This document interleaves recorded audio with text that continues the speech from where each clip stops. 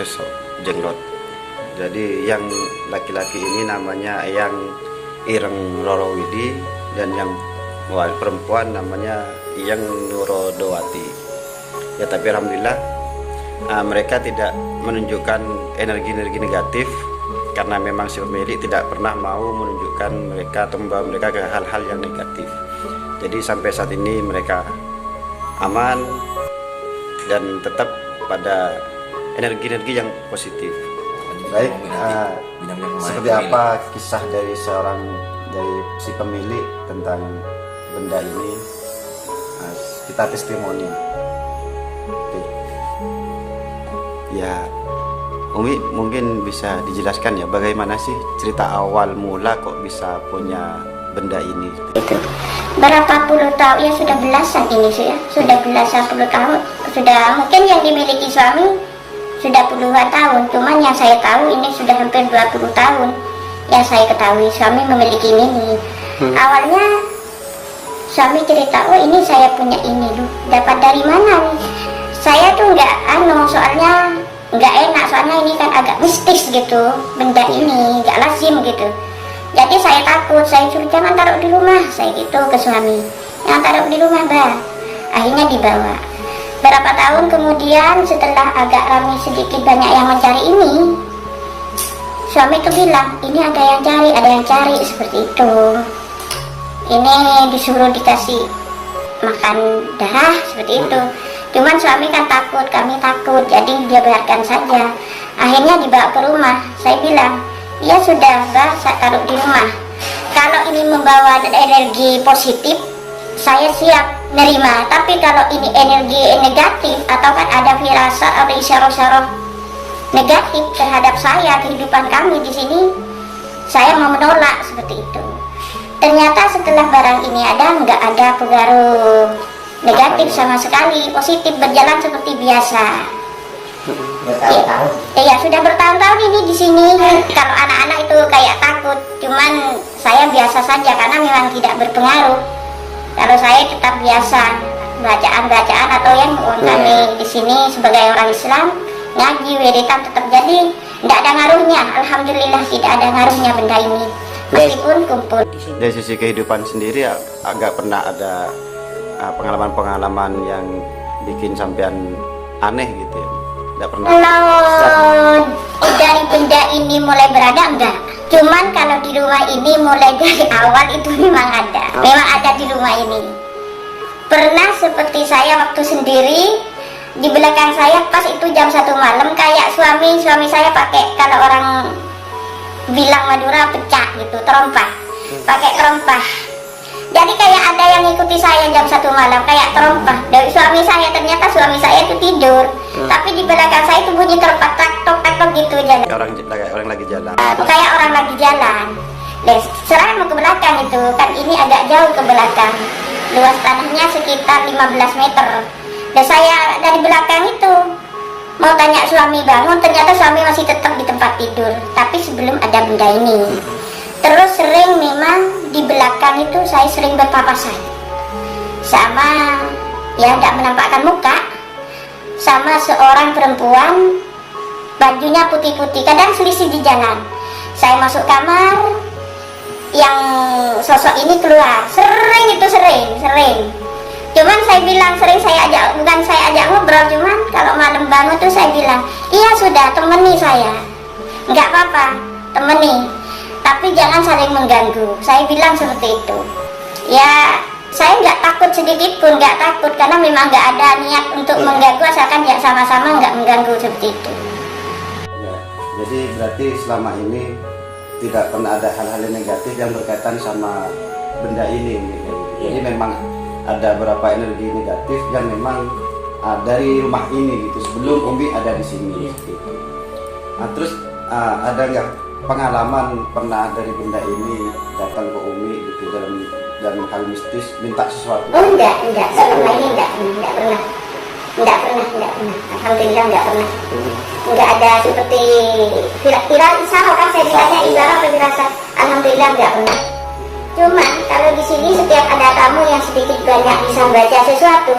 Kadang kan kalau perempuan tuh tamu saya kan saya ajak ke ruang tengah, saya bilang, pernah ada teman saya itu datang, terus bilang ke saya, Dek, halo, saya disapa gitu.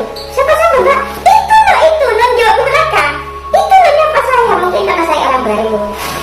Ini menurut menyangkut benda ini memang banyak yang datang ke sini, baik melalui saya atau melalui suami.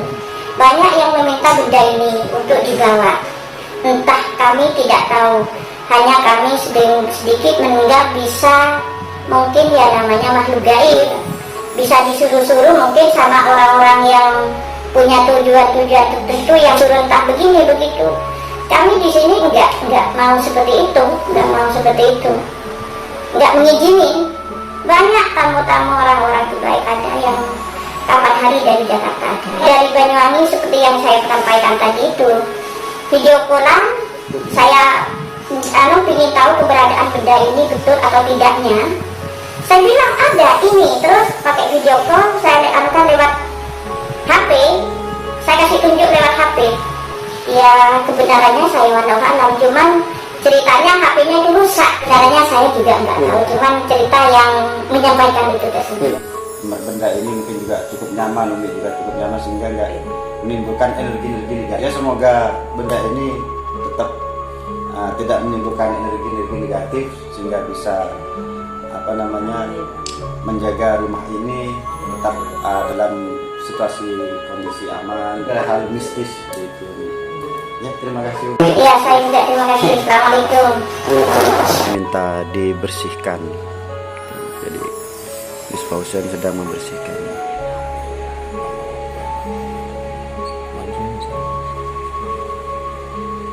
Kelihatan merah ya.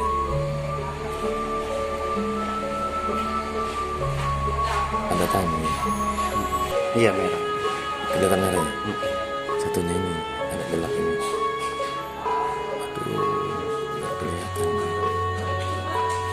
Dibasahin. Mungkin dibasahin ke tempatnya. Pakai apa ini? Pakai minyak ini. Selamat. Iya, ini ketutupan nih kotornya ya. Merah masih jelas. Jelas merah. Iya. Wih, tambah merah. Wow. Oh, selamat.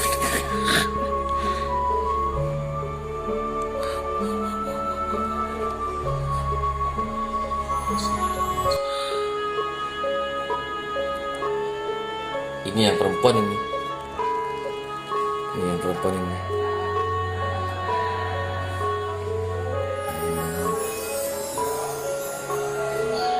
Tinggal yang laki ya, kita bersihin ya.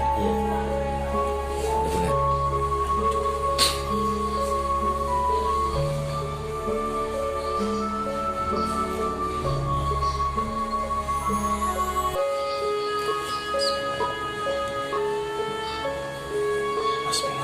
Tapi nggak semerah yang perempuan.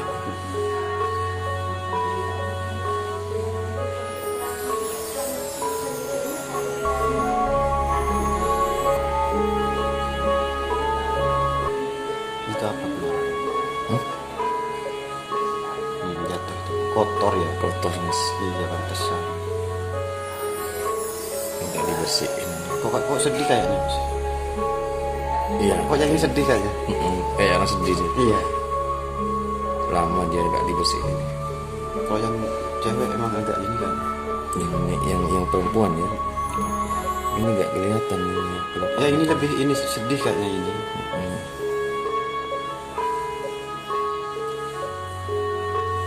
Kayaknya Putri, Gus. Ya, Putri ya betul. Kan Putri, jadi si yang Ireng Roro Widi ini mereka menjalin asmara. Jadi asmara karena yang Ireng Roro Widi ini dari masyarakat biasa, rakyat biasa mencintai seorang putri. Jadi kerajaan nggak setuju. Akhirnya mereka memilih jadi pengembara.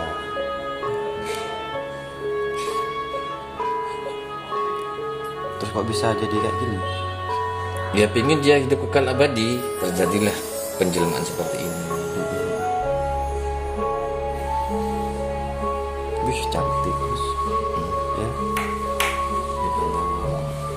Ya. Tapi lipatannya ini tangannya nekuknya yang bener kan? Kanan di atas kan kayak orang meninggal ya. Iya.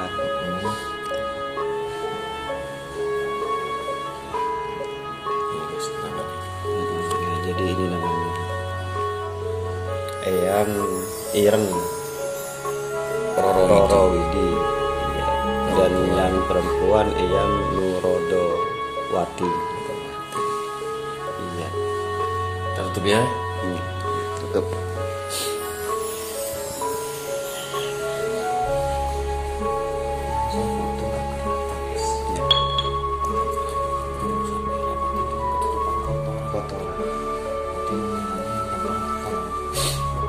Setelah kita lihat dua sosok ini ya seperti itu tadi.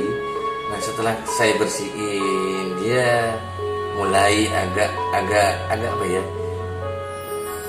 agak ada getaran. Bagi yang kecil, yang punya tubuh kecil itu ada getaran. Yang perempuan ada getaran setelah saya bersihin. Kok itu bola mata kok memerah. Kita sempat merinding lah sebentar. Ya alhamdulillah kita bisa mengatasi. Saya dengan Mas Arta Prayogo bisa mengatasi. Alhamdulillah mereka Sudah dibersihkan juga. Alhamdulillah ya.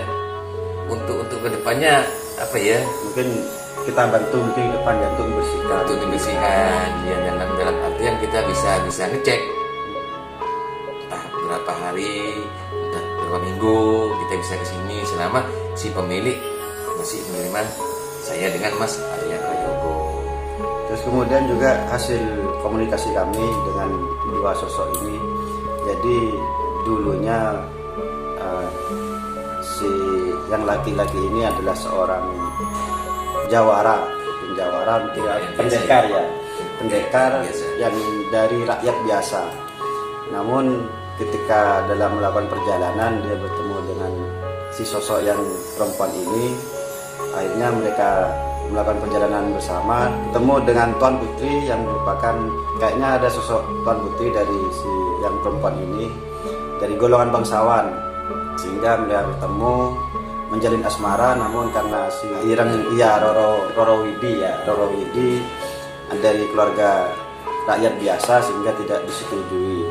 Akhirnya mereka memilih dan sepakat melakukan perjalanan bersama dan melakukan janji setia untuk hidup kekal abadi. Jadi sudah kesepakatan mereka berdua. Entah itu kutukan, entah dari dia punya perjanjian kesepakatan, akhirnya dia menjelma seperti Benda itu. ini. Pada umumnya sosok ini, dua sosok pada umumnya namanya jenglot. Entah itu apa, ikan nasi bukan ya?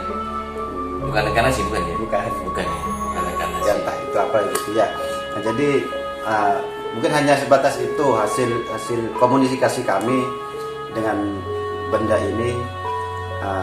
Untuk yang lain-lain kita kembalikan kepada Allah Subhanahu wa taala.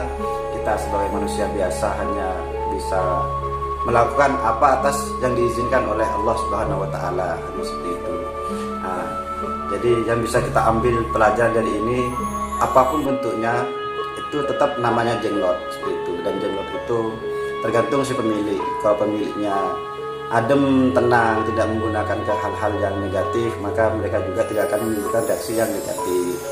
Kalau pemiliknya itu menimbulkan hal-hal yang bersifat negatif, maka dia juga akan mengikuti ke hal-hal yang bersifat negatif, termasuk salah satunya minta darah, mengeluarkan taring atau semacamnya seperti itu.